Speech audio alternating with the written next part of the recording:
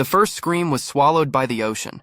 It arrived on the wind like a thin, brittle thing, one fractured note cut off mid-phrase, and then the water folded it inward as if by habit. Camille heard it from the private dock before she saw anything, a human sound made tiny by distance, then nothing but surf. She stood with a valet at her elbow, a pale strip of light on the bay behind the platform, and for a long moment she listened until the tide itself seemed to be the only voice left. She had come to buy silence. In Paris, her name had been currency, a whisper in salons, a headline on the morning trains, an invitation that translated perfectly into boxes of champagne and studio lights. Scandal had been a sudden bright currency, too. Sharp, expensive, impossible to spend without losing something else. Divorce papers sat in a drawer she could now close, along with the rings and the photographs where she had been smiling for the world. The smile had not been hers, it had been the public's, sculpted for visibility. What was left underneath the public face was an ache she had not learned to disguise. The island promised anonymity with a certain cruelty of precision. No paparazzi, no phone towers within range, a villa with glass walls and a private shore where staff were trained to make you feel as if the entire world had been trimmed away so that you might breathe. Camille had paid for curtains that opened only when she wanted them to, for chefs who learned her appetite within 24 hours, for a manager named Unveils, who moved through the resort like a shadow that cleaned itself into proper angles.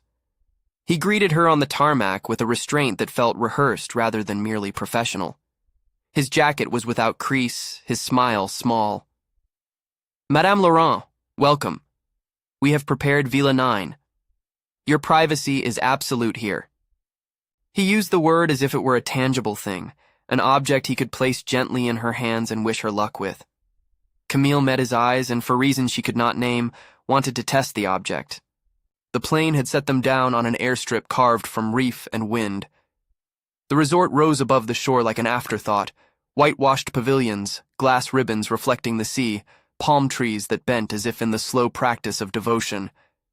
During the daylight, the place announced its wealth. Rare woods, linens that smelled faintly of bergamot, staff who glided without breathing.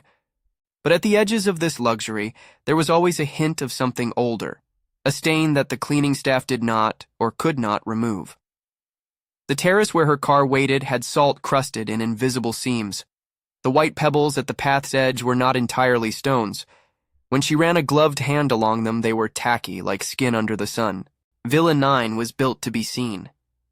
Its glass walls framed the ocean as portraiture, a view that softened the ache in Camille's throat on the first evening.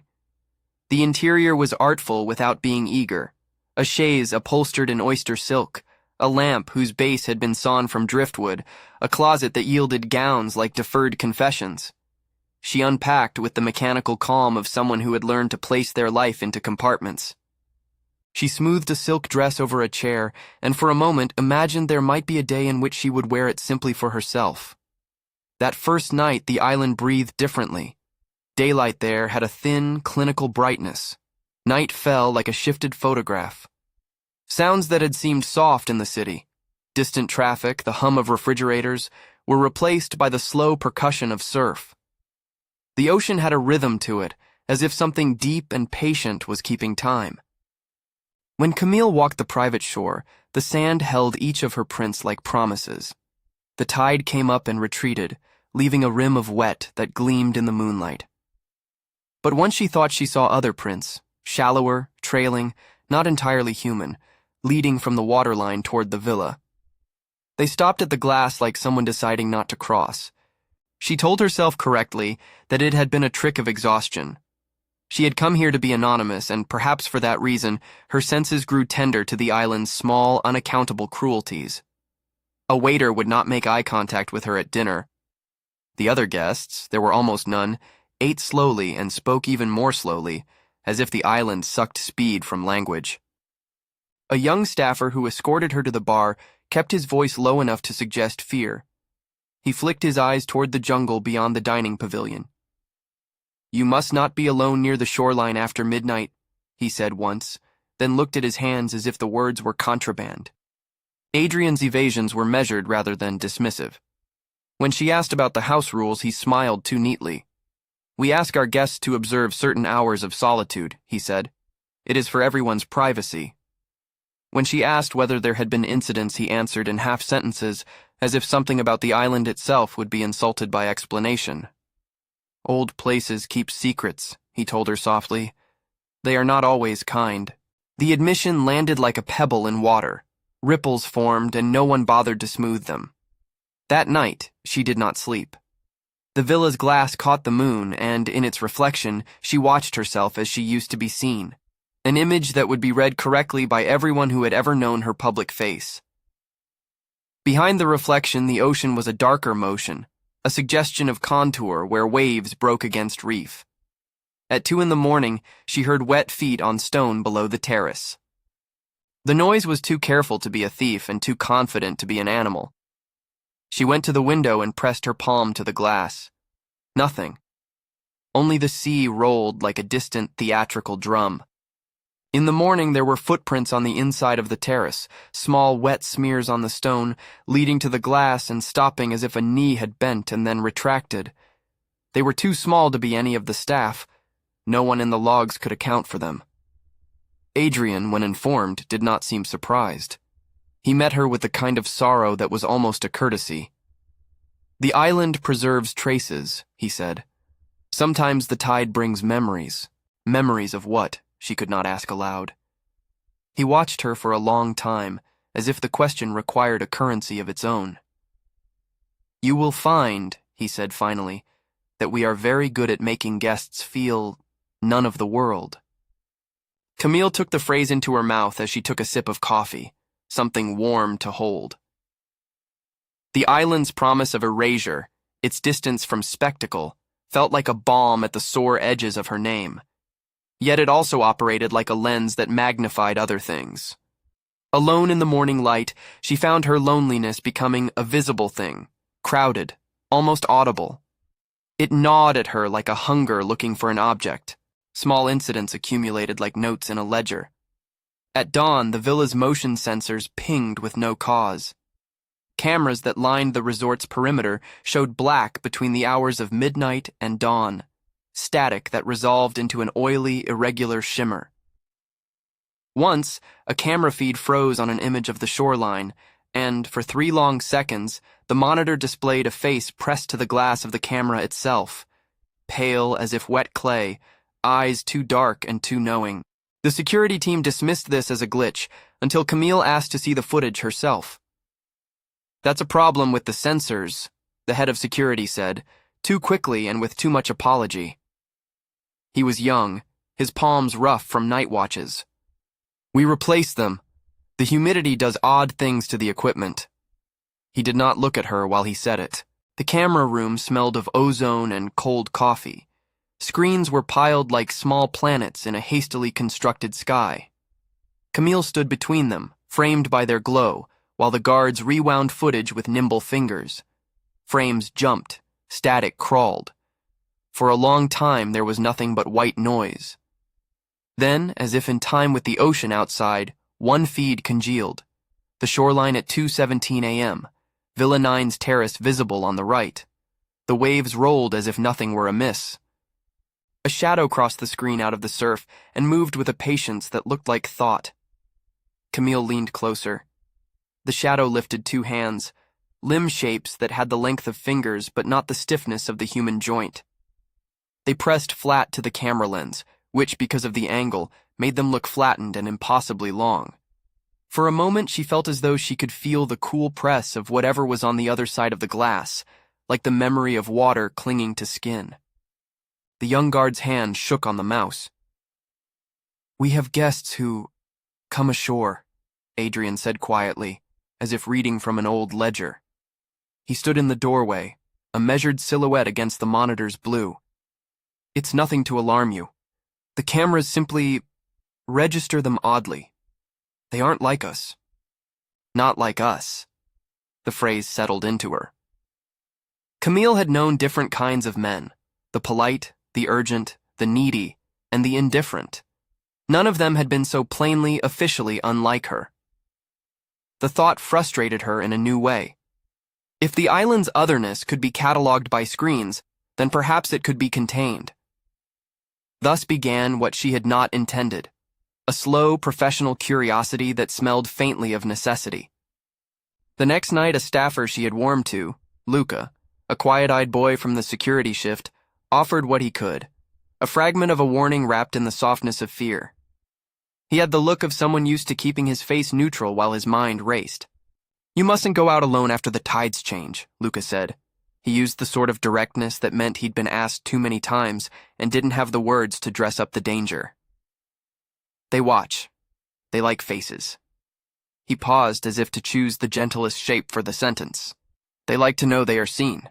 Camille did not laugh. There was, she realized, a peculiar comfort in being seen by anything at all. In Paris, she had been observed at every angle, photographed beneath dresses, caught at dinners, and wrapped in the white noise of admiration that never translated to intimacy. The island offered a different observation, one that seemed to pierce the surface and read whatever lay beneath. She felt both unnerved and relieved by the thought. Her nights adopted a ritual. She would half wake in the dark with the distinct impression of someone standing at the window, and then the silence of the night would compress until she was sure she had invented the sound. She began to watch the glass more than the sea. Reflections are forgiving. They show you the face you've rehearsed. Looking at herself was a practice in recognition.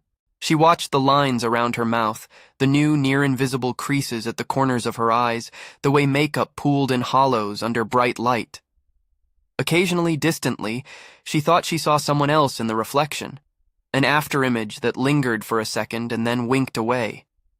The villa staff were impeccably discreet, but small chinks in their composure revealed what they could not or would not say. The maid left a towel folded in a pattern that matched no known service manual. Her hands trembled when she did it. A gardener trimmed the hedges with an aim that bordered on ritual. A bellman once spat into his palm before opening her car door, an old habit he hid under a smile. Things that might have been superstitions in another place were here evidence. She began to collect those evidences like a child collecting shells, tiny, ordinary things that together formed a map. Footprints that persisted when the tide should have erased them. A child's toy found on the shoreline that no child had ever been seen playing with. A curtain in the east wing that was always damp even when the rest of the villa was dry. She wanted to catalog them because cataloging made the unknowable into a manageable thing. Cataloging promised work. Work could be born. Once, in the coastal garden, she encountered an old woman who was not listed in the staff directory. The woman looked as if the island had been unkind to her face and left it tender. Her hair hung in a gray fall. Her eyes, however, were sharp as a broken mirror. "You shouldn't be here," the woman said without preface. Her voice was like a stone sliding beneath water. Camille had been ready for a brusque denial from a security gate. She had not been ready for an old woman with the island in her bones. "I paid for privacy," Camille said, feeling briefly absurd to claim the obvious. "A price can buy a room," the woman replied, "but it cannot buy where you come from inside." She turned her head toward the reef, where surf met rock in a slow, patient grappling. "You will be seen here, whether you want it or no. That is the island's law." There was something in the way the woman said seen that made the word feel as if it had an appetite. "Who are they?" Camille asked. "What do they want?" "Not want," the woman corrected. "Need. Nothing more than a skinful of attention. They are old. They were here before names were polite. They will come when you are empty enough to receive them." Camille thought of the divorce papers in her Paris flat, of the way the world had moved through her like a current that left little flotsam of itself behind.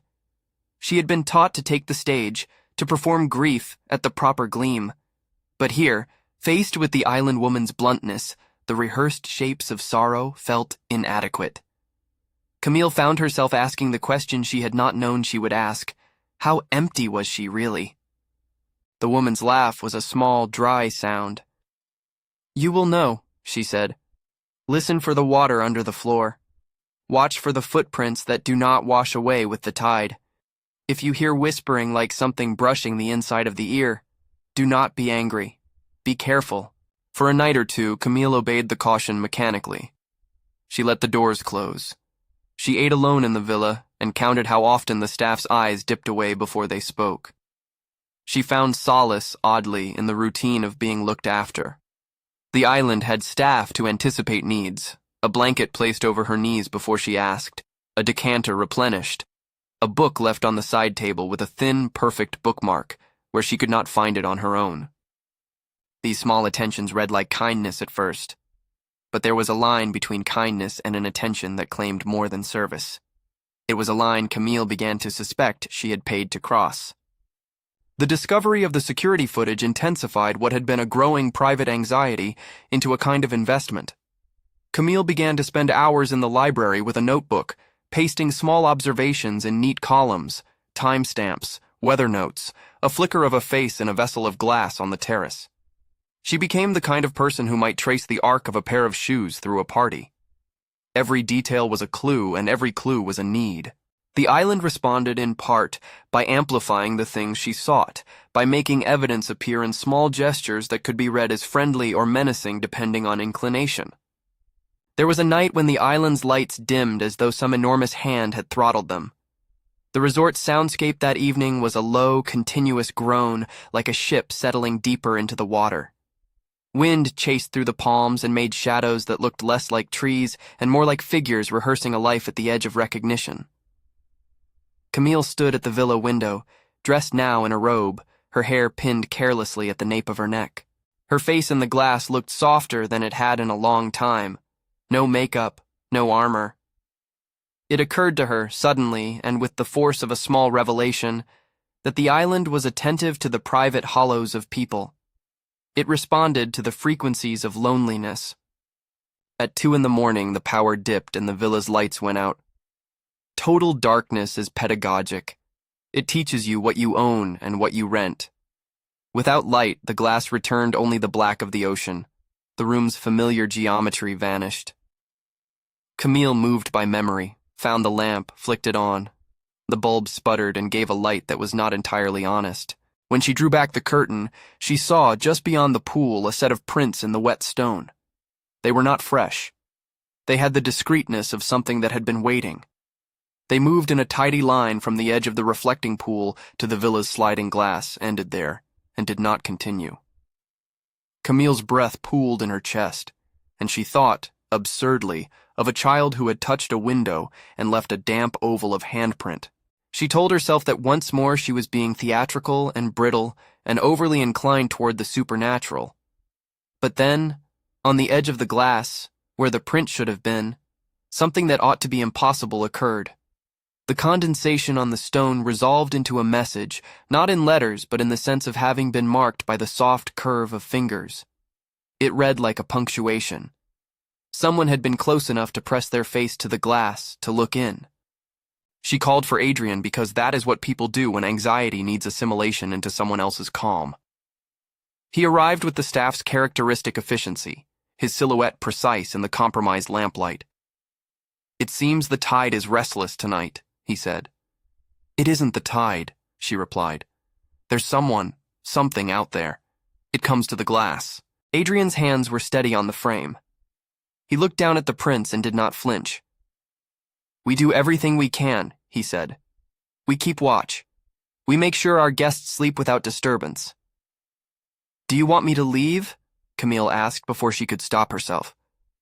The thought of boarding a plane in the middle of night and leaving a place that had promised anonymity seemed half penitent, half sensational. "We cannot suggest leaving on impulse," he said. "Many of our guests find the island's company comforting after a time." Those words were a kind of answer and a kind of warning. They offered the duality of promise and tether.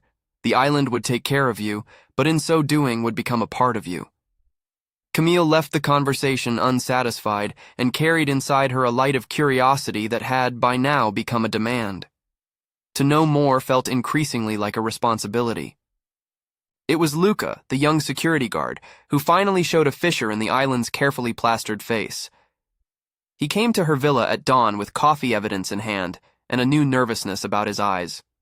"We found something," he said. He did not look at her directly. He passed her the tablet as if it were an object too hot to hold for long. On it, a recording unrolled, footage of Villa 9 at 1 in the morning. For most of the sequence, there was nothing but the steady sound of surf.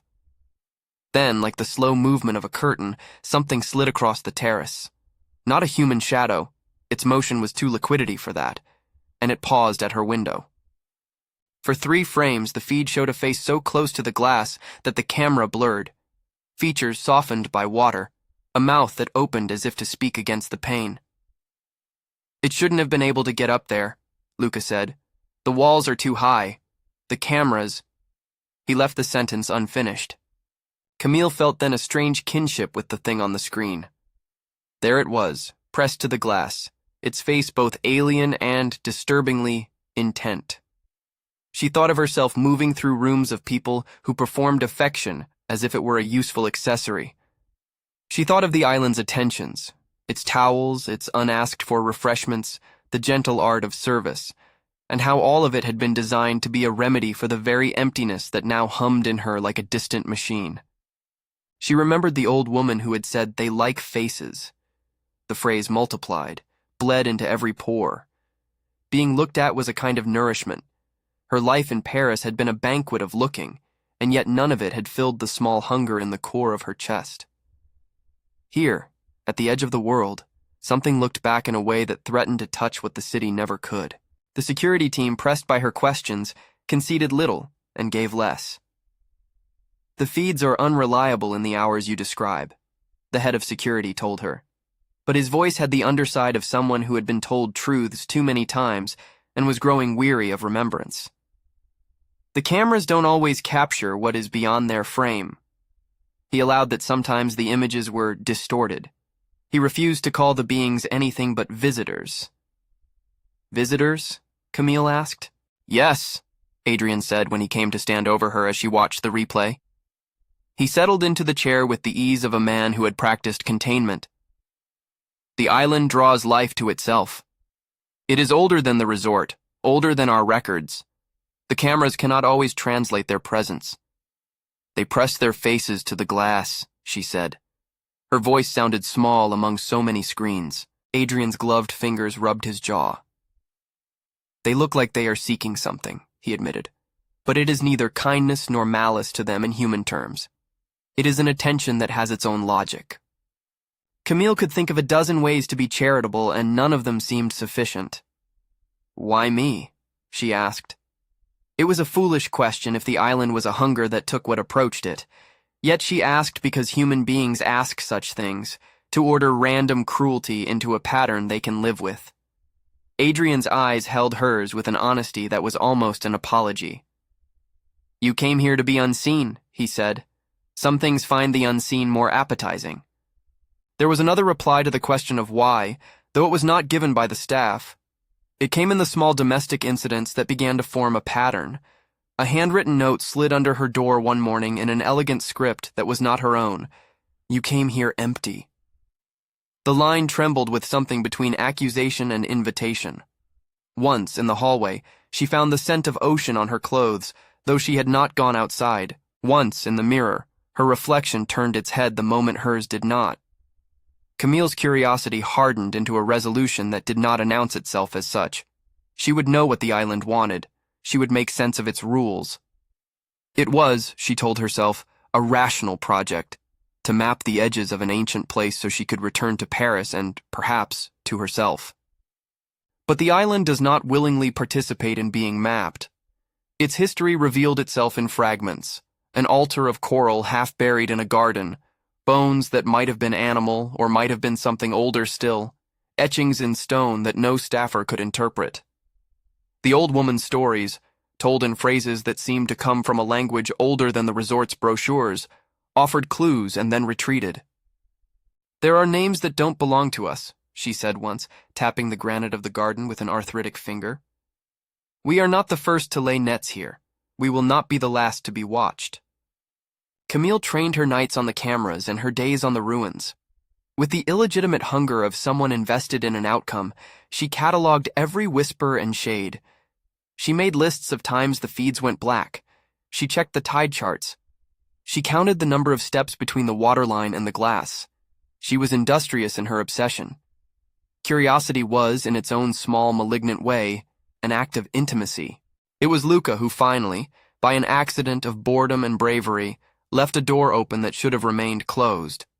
He confided to Camille that there were raw files not shown to guests, not aired to managers. "They are kept in backups," he said one night, the hush of his voice heavy with the burden of confiding. "There are frames no one keeps for our eyes, but I saw them. I'm not supposed to—" The admission was a key. Camille felt it so keenly that for a moment the shape of her life in Paris, with its rehearsed indignities and cheap sympathies, seemed situated in another continent entirely. Here, in a small locked room lined with dirty monitors, she could seize a truth and hold it like a found thing. They planned, then, with a conspiratorial innocence that belonged to those who had not yet lost the habit of risking little rebellions. After dark, when surveillance shifts thinned and the island hummed with the low current of other people's sleep, the two of them slipped into the security wing. The door to the archive room was older than the other doors. Its wood was gullied by years of humidity. Within the archive, the air tasted of dust and metal. There were racks of drives and a single terminal that seemed to be kept intentionally outdated so that the island's secrets might be rendered in a font that made them feel traditional rather than monstrous. Luca's hands trembled on the keyboard as he pulled up files, as if every line of code might be a talisman. He navigated with an intimacy that came from nights spent watching and the indignity of pretending that static had nothing to do with the deeper world. The screens shivered. There were hours of static. Then a feed resolved. Villa 9, 2:03 a.m., camera 3. For a long beat, there was nothing. Then the image stuttered, and the terrace filled with a figure that unfolded like a creature made of tide. Camille felt the blood leave her face in the hollow where the scandal used to live. The figure was not a person in any human sense. It was glycerin slippery, as if light could not decide whether to pool on it or pass through. Its limbs were articulated in a way that suggested a different anatomy. Its skin held the gloss of wet stone. When it lifted its head, it was the movement of an animal recognizing a familiar scent rather than a human greeting. The feed crashed, then rewound, then snagged. When it returned, the figure's face was pressed to the camera. There was a closeness in that proximity that hit her with an intimacy stronger than any she had known for years. Its eyes, if they could be called eyes, were like wells. For the first time in a long time, Camille felt seen in a way that did not require applause. The sensation was not simple pleasure, it was an almost painful relief. She thought of the old woman's words and found in them the outline of a promise. Luca's chair scraped. He looked at her with a look that had pity, but also a sliver of something like wonder. "It's not human," he whispered. "No," she said aloud. She felt as though she were making a contract by saying it, a naming that altered the geometry of what was between her and the thing beyond the glass. They watched the footage until the first pale hint of dawn made the monitors seem absurdly small. The imagery burned into memory in the way certain colors become fixed in your eyes. Camille felt an odd tenderness toward the thing she couldn't reconcile with her terror. It was a tenderness that tried to bridge a loneliness as if the thing's attention might be balm. She left the security room with the taste of salt in her mouth and a clarity that felt like a decision. Being seen is a dangerous offering. The island's visitors did not love in terms she could understand. Yet this was not the same as the hunger she had faced in Paris, public love that reached for surface and then left. Whatever this was, it reached for what was deeper, and it wanted something she could not pretend to misunderstand. That night she sat at the window and watched the ocean as a person watches a patient animal. Footprints, faint and absurd, appeared on the stone as if by prearranged choreography. The moon was a small coin in the sky. Camille felt the edges of something bend in her chest. She thought that perhaps to be known by anything, be it person, public, or predator, was preferable to being invisible. She rose from the chaise, clothed herself in a robe she had not worn outside since childhood, and went to stand at the glass. The cold of the night hit her like a promise. The villa's glass reflected her silhouette, and, beyond it, the surf. She waited. At the stroke of midnight, the screens had told her to expect nothing yet to be prepared for everything. She had planned with the quiet hubris of someone who believes courage can be measured. Camille crossed the terrace. Wet stone met her bare feet and sent up a small, soft shock. Somewhere the island inhaled. She placed her palm on the rail and felt, beneath the surf's lullaby, a small movement as if something had turned its head in a place impossible to reach. The hair at the back of her neck rose. The glass opposite her had a face pressed to it for a breath, so close that her own reflection wavered. "Show yourself," she said, the way one says a dare to a child. There were many ways to be brave and many ways to be lonely. She had been both tonight. For a second, nothing answered but the sound of plastered surf. Then, from the edge of the pool, something moved with the precise inevitability of tide. Camille's chest tightened. She knew in a way that belonged only to those who have been both adored and abandoned that what came next would not be simple. It would not be salvation.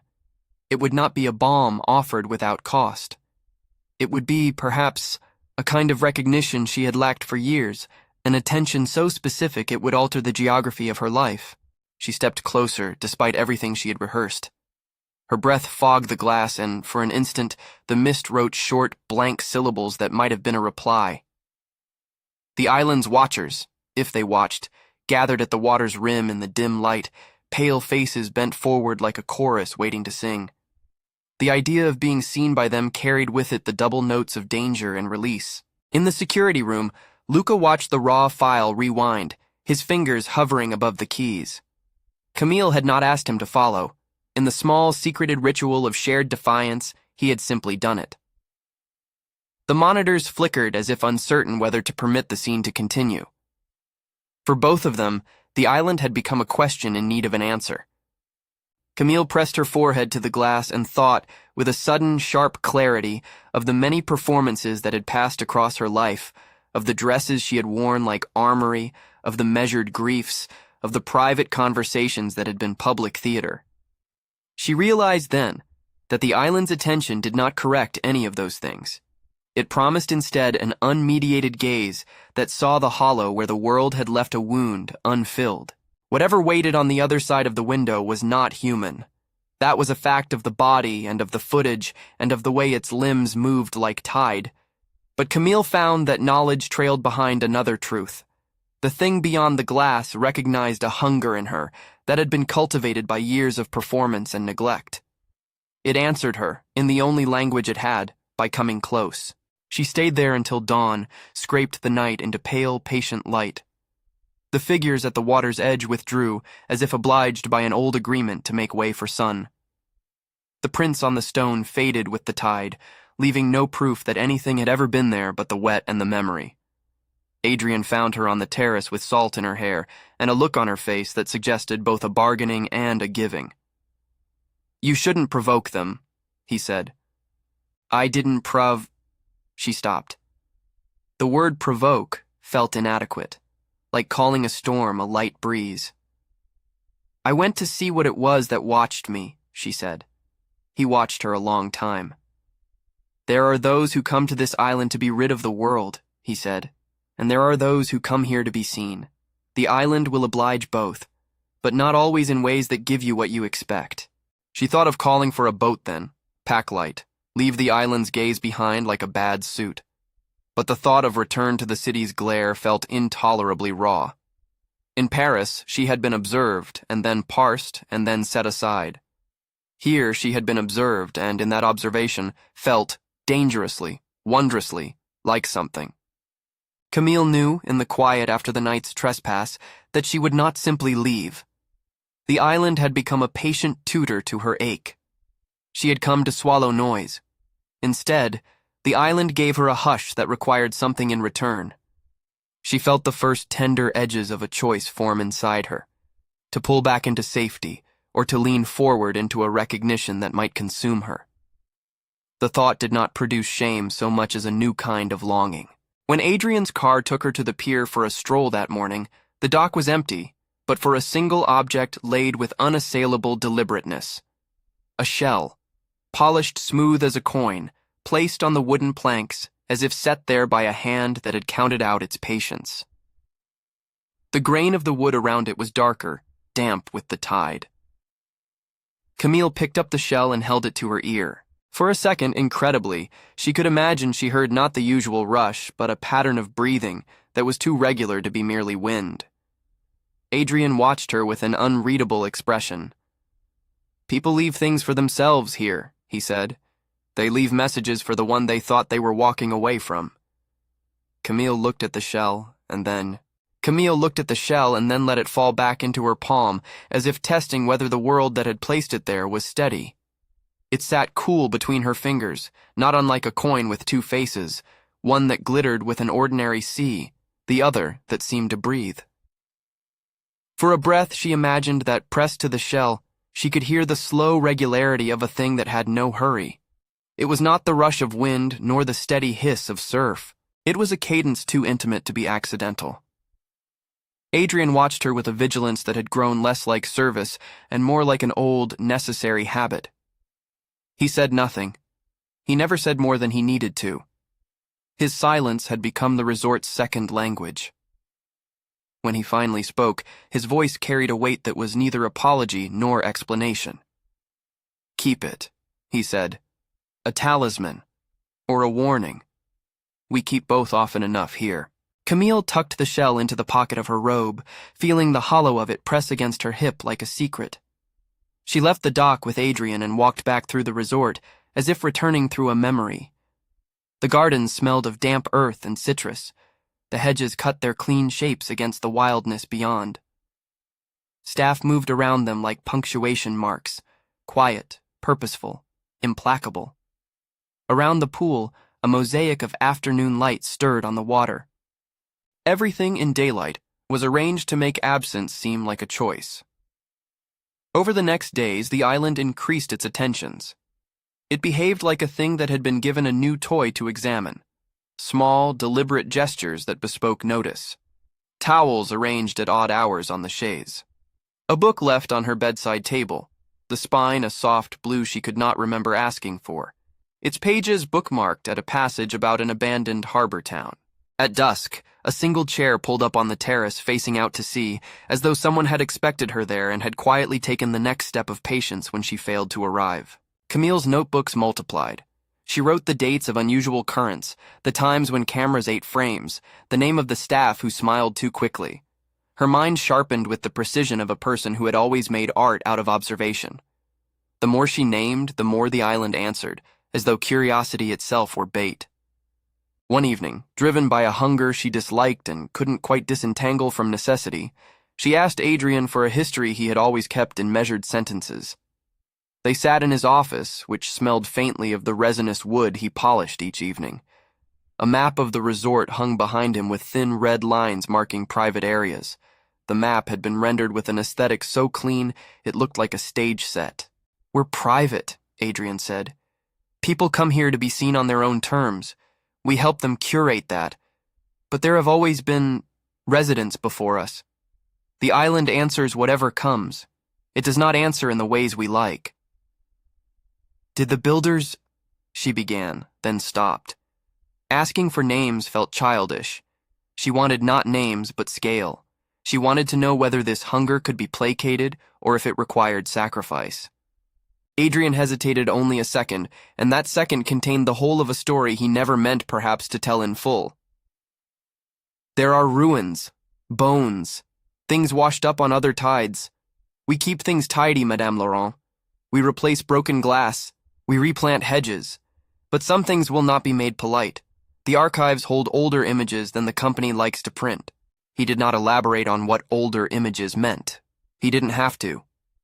Camille already understood that much of the island's power lay in omission, in the cultivated spaces where explanation refused to go.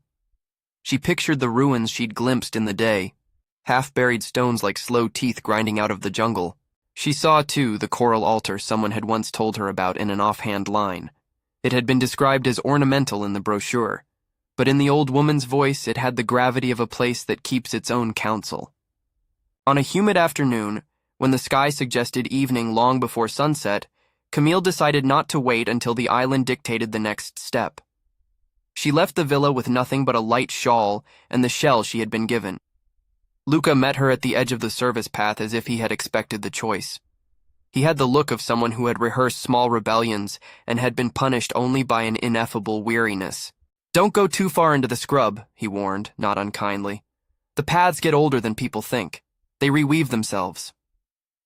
She smiled at him with what she imagined was gratitude. It felt more like a practiced grace. Yet there was steel in her loosened calm. She wanted to see. She wanted ruins, not rumors. She had catalogued enough whispers and misaligned towels to feel as though comprehending shape might grant a measure of control.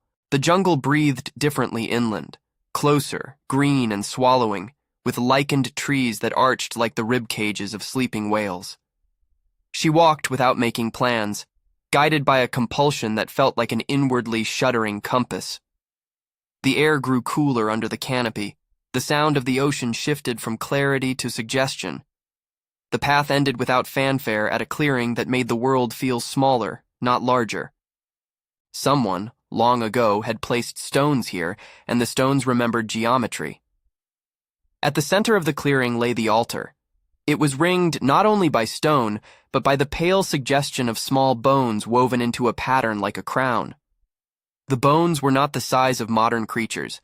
They looked at first glance animal, then wronged by a subtle disproportion that made them both familiar and alien, spoked ribs that suggested a small human scale, and yet not.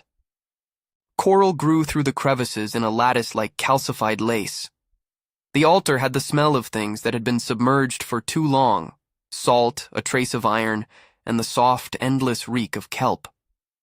There were etchings on the altar's base, lines worn by centuries of tides, shallow marks shaped into symbols that might have meant something to someone once. Camille brushed them with a fingertip and felt the chill that water leaves behind on stone. For a moment the clearing held its breath, and she felt as if the jungle had become a rib pressed to her chest. Footsteps came not from the path but from the palette of shadow, small, careful, like water finding its way over rocks. Figures emerged from the periphery, not the watchers she had seen at the shoreline, but closer forms that walked without tearing the ground. The pale watchers that had been rumor at the bar had a chorus now. They gathered at the edge of the clearing and folded into a stillness like an audience that had learned to be deferential because it had mastered waiting. Camille did not turn to flee. She had the peculiar courage of someone who has studied a wound long enough to be interested in the way it tugs. Her chest felt like a book with a torn page.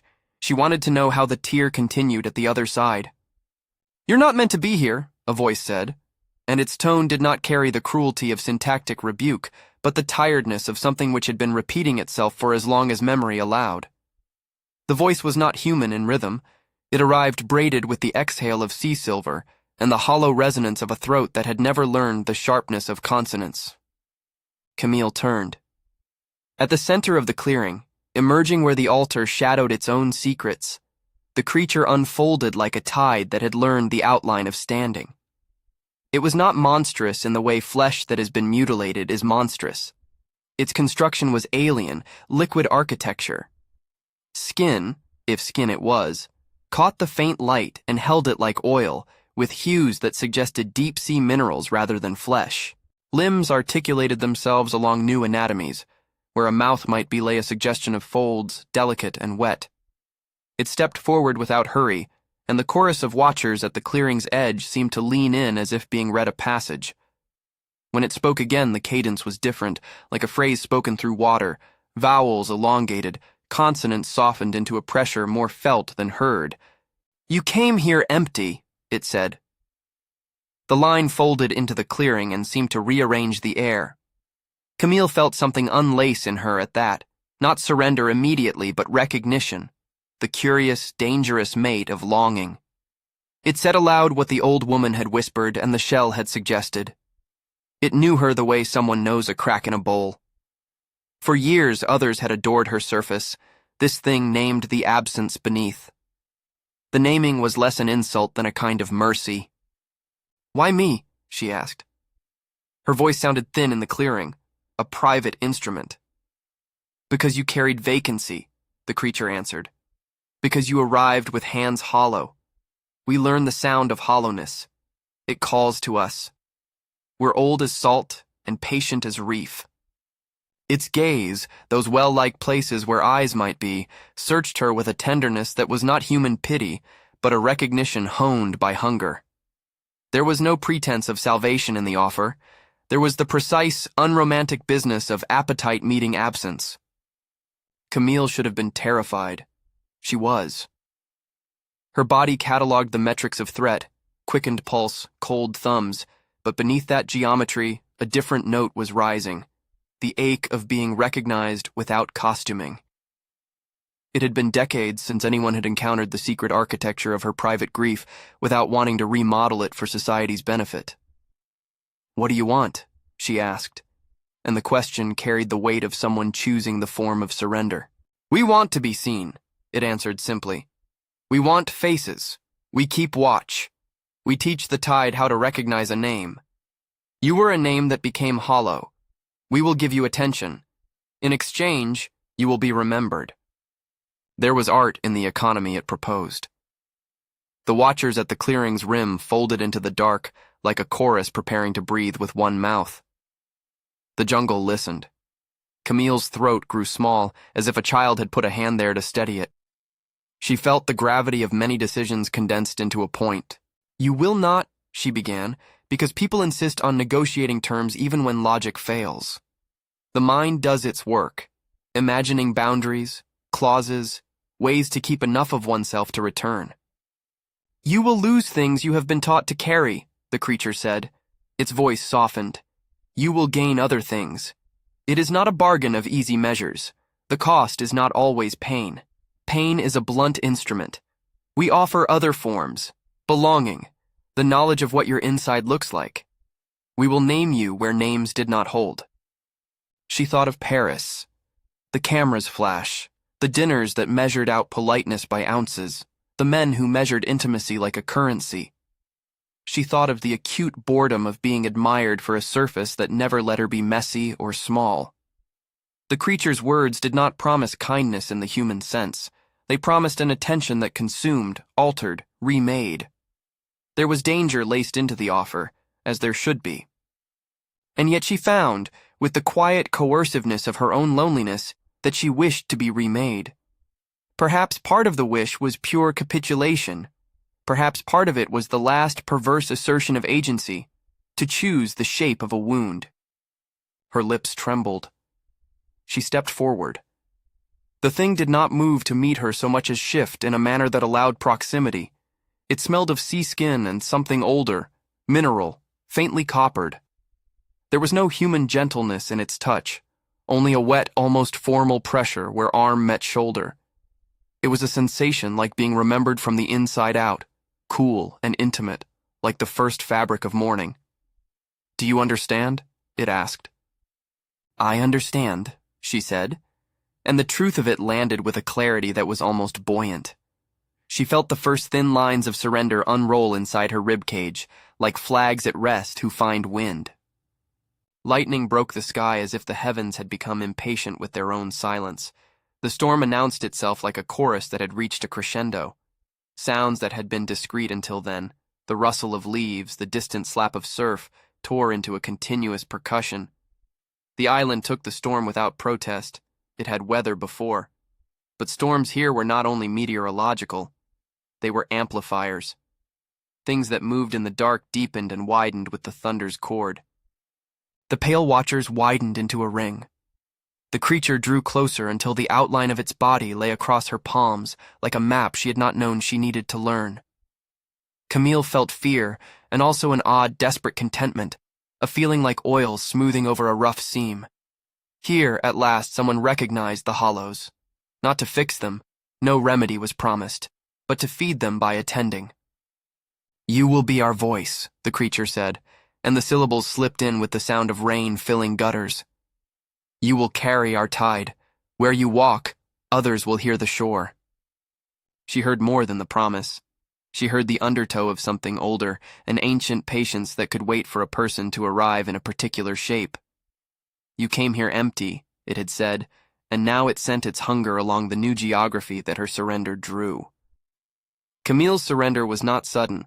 It had been staged, rehearsed, built from the particulars of nights and reflections and the steady drip of attention that had followed her. But the final crossing, the step she took into absolute giving, happened in a single, electric moment.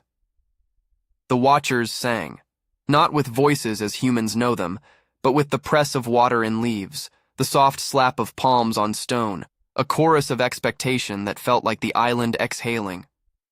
Camille's hands rested on the altar. The creature's proximity was both contact and communion. There was no violence. There was a binding. It was a binding that fit the shape of her hunger and its own appetite. She felt, in the minute that stretched and then folded, that she was being named and translated into a language that would not be read at galas or in columns. She was becoming something else, not less than herself, but moved into a different grammar. When she returned to the villa that night, if returning is the right word, she staggered as someone who has changed their clothes in the dark. Her hair was damp as though she'd walked through fog. Salt had left a fine residue along her collarbone. The staff, who had learned all the small cues, gave her space as if whatever had been conferred needed time to settle into its new container. Luca avoided meeting her eyes for a while. Adrian looked at her with a sorrow that was now almost a courtesy, since the night he had watched her cross the threshold of the island's appetite. "Are you?" Adrian began, and then knew he could not finish. "Yes," she said, because honesty in the moments after a metamorphosis is its own small, disarming grace. Saying yes was like the payment she had chosen to make. Over the following days, the storm passed into memory as storms do. Tourists returned to their trivialities. The resort staff reset the chandeliers and rehung the towels. Yet for Camille, the world had rearranged. She found herself inhabiting the ordinary with a secret under her ribs. It was not that the creature had made love in a way flesh might insist upon. It was that something of its attention had passed to her like a contagion of belonging. She had been recognized by a being designed to consume that which lacked form. She had surrendered and been altered rather than destroyed. That alteration neither sanctified nor damned her. It simply changed her coordinates. There were moments that marked the permanence of that change. When she stood before mirrors, she sometimes felt, at the edge of her periphery, a face that did not belong entirely to her reflection, an afterimage that turned its head a fraction sooner.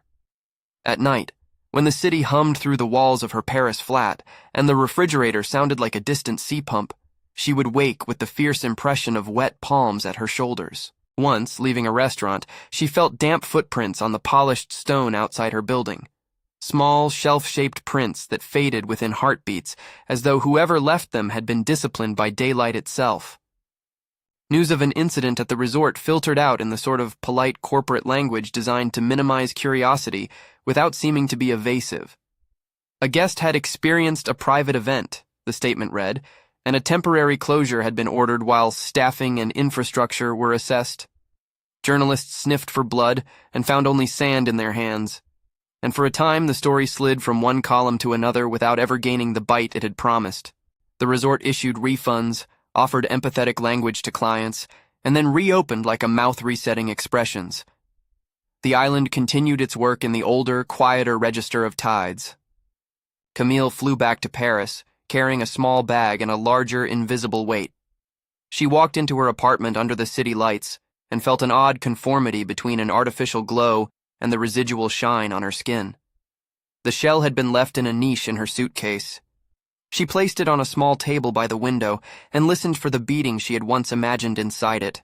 For nights the city intruded with its own pulse. Horns, the distant laughter of strangers, the relentless flicker of advertisement. Yet beneath it something else persisted, a subtle tide cupped around her heart. At first she kept the changes secret. Who would understand? Who would believe a woman who had been seen by cameras and stylists and judges of elegance when she said that what had filled her was the attention of something that could not be photographed? She became, in the public eye, a curiosity less scandalous than before. Interviews resumed and plates of invitation arrived. People admired the coolness in her eyes and misinterpreted the new inwardness as sophistication, but private moments told another truth. When she fell asleep on quiet evenings, she sometimes dreamt of the clearing and the altar. In the dream, the watchers became more distinct, their faces sharper, their hunger a grammar that balanced on the edge of kinship and claim. She found herself making small, strange choices she would have once deemed eccentric. She left a silk scarf by the shore of a private pool she could access through a friend's invitation. She sat at a window that overlooked a quiet courtyard for longer than anyone expected, watching a drainage channel for the way rain made patterns it might otherwise not. Friends noticed. "You are quieter," one said, as if reciting a diagnosis. "You seem more contained." That adjective could, depending on the speaker's tone, mean good or bad. The island's influence was not simply inside her. It leaked, like dye in water, into the world around her. Once at a gala, a guest found themselves inexplicably still in front of Camille as if waiting for a particular look to be offered. A photographer, who prided himself on capturing the right small shift, showed later a sequence in which the frames between flashes displayed a shadowed face in the background, statistically improbable, technically unexplainable. People who had once occupied the margins of her life reported odd little things: a wetness on a balcony tile, the impression of being watched by something not entirely human, an echo that passed through a room like the tail of a wave. Luca remained at the resort. He wrote short emails from time to time with news that was never instructive and always waited. "They circle more now," one read, and then nothing more. Adrian's updates were parcels of careful diplomacy. Guest lists, new security measures, extra lighting.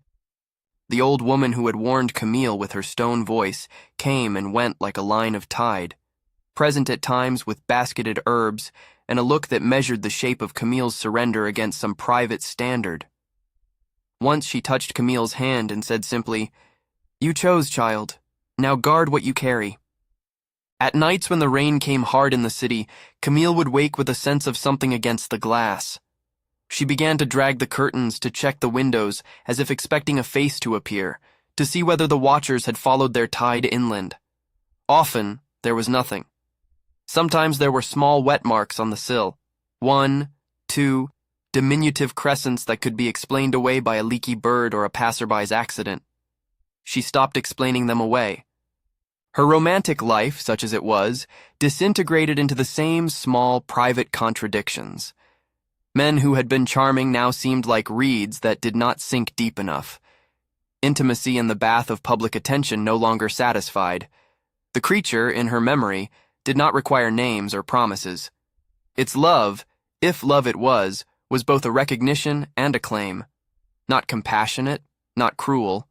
Simply a form of attention that filled hollows in ways the world outside could not imagine. She would not tell a partner that her surrender had been a transaction with an appetite. No language of cocktails and candles would convey what her chest now held. When she visited the mirror late one night, she caught her reflection looking back a fraction off schedule again, and for the first time she laughed, a small, rueful sound. "You will carry us," the creature had said in the clearing. She tested the prophecy as one tests a key in a lock. She stepped into the city, into its rivers of people, and noticed how certain faces paused oddly in passing. She left a small shell in the corner of a public restroom with the secretive glee of a person scattering breadcrumbs. No one contacted her about it. Perhaps no one found it. Perhaps that was the point. Time should have smoothed the edges of the event into story. It didn't. If anything, the seasons accentuated the ache, making it less like a wound and more like an integral relief. Camille found that she wanted to talk about the thing that had happened in a way that was not confession, but articulation. She found, too, that speaking of it in public would have the effect of flattening it into 1,000 metaphors. The only people who understood were those who had listened to her voice and read its tremor. Luca understood in the way someone who has kept a secret in the dark for years understands. He was polite and raw and sometimes brought small, coded gifts. A photograph clipped from an old feed, a phrase about tides he found etching into his notebook. One night, months after she left, a message arrived at her door. It was a postcard, not from the resort, not from any known address. The card bore the sun-faded image of a shoreline. On the back, in a hand that looked as if it had been written underwater, a single line, "We are patient." It was unsigned. Camille did not frame it as a threat. She read it as a continuity of attention. The message said what the island had taught her. Things that hunger are patient, and their patience is a kind of terrible covenant. In the city, she moved with a new economy. Less show, more secret. She wore coats long enough to hide damp cuffs. She kept a small lamp near her bed that she kept on for the ridiculous comfort of its small, contained glow. Years, which are a furious kind of currency, passed. The island remained advertised in glossy pamphlets for people who wanted to buy a curated privacy. The company made adjustments, erected higher barriers and new sensor arrays, and sent out statements about maintenance and guest comfort. Some guests reported calm vacations and complimentary spa treatments. Others left with the blankness that had once drawn Camille like a magnet. The resort, patient as reef, continued on its old schedule. It admitted new customers and closed its doors to others with equal procedural care. Camille became, in certain circles, an odd sort of romantic figure, the woman who had gone to a private island and come back quieter, more devastatingly contained. Some presumed she had found herself a new lover, a discreet benefactor. Others whispered of a nervous breakdown and generosity of therapy. She did not correct any of them. Some truths are hardest to hold in public. But the island had kept with it one final small instruction. You will carry us with you. And so she did. There were nights when her drains stilled and the world rearranged into the slow sway of kelp. Mirrors had a reluctance to return to her an image that matched her internal weather. At times, under the right angle of streetlight, she would look at a shop window and see behind her reflection a small, wet crescent, or the faint image of a face not quite parallel with her own, as if someone else in her bone structure remembered water. She learned to live with it in the way people learn to live with grief, as something that alters flavor and rhythm, never fully erasing its presence. She kept the shell on the table by the window. Sometimes she would place her hand over it and feel the memory of the tide rise like a small ember. Other times she would set it back in its niche and be grateful for the ordinary clatter of living. The final image of her life, later printed in a private photograph that circulated in underground forums for connoisseurs of rare curiosities, captured something both ordinary and deeply unsettling. It was taken from the street outside her apartment in the middle of the night, a silhouette at a window, backlit and alone. On the sill, where a visitor might leave a child's toy or a letter, a small wet print was visible, an arc of moisture the size of a palm, like an absence made manifest. No explanation came. The photo sat in a folder of things people kept when they wanted to believe in an undercurrent the city otherwise hid. Camille, aware of the photograph's circulation, did not deny it. Denial would have been the wrong kind of pride. She knew the truth of her own being now, how to speak it, how to keep it. When people asked whether she regretted going to the island, she would choose, with the small, careful cruelty of someone who has learned the value of complex answers, to say nothing. Words might have been inadequate or else too sharp. Years after her first arrival, the resort sent out another glossy pamphlet, this one with a new wing pictured in tasteful matte. The brochure used verbiage refined by consultants: serenity, exclusivity, heritage. A small photograph, smiling guests in a cabana, captured an image the company wanted the world to see. On the back pages, small print announced reservations and bespoke packages. Underneath, like an old scar in a polite closet, the resort's contact line remained unchanged. And on a late summer dusk, when the world had the exact color of breathing, a young woman with tired eyes and a divorce paper tucked in a drawer answered a glossy email that promised privacy. She booked a retreat, convinced herself that anonymity could be bought, that a rented silence might fix the broken publicness of her reputation. She packed her suitcase full of quiet. She bought a shell polish at the duty-free store as a joke. She booked the midnight flight, thinking little of storms and less of bones. Camille saw her on the news months later, a photograph of an arriving guest with an earnest smile, the glint of a shell on her wrist caught by a flash. The island continues to offer what it has always offered, a sanctuary for those who wish to be seen without the embarrassment of a public. And the island, patient as any tide, waits for the next hollow name to cross its threshold. If this story unsettled you, like and share and tell us in the comments what you think really happened on that island.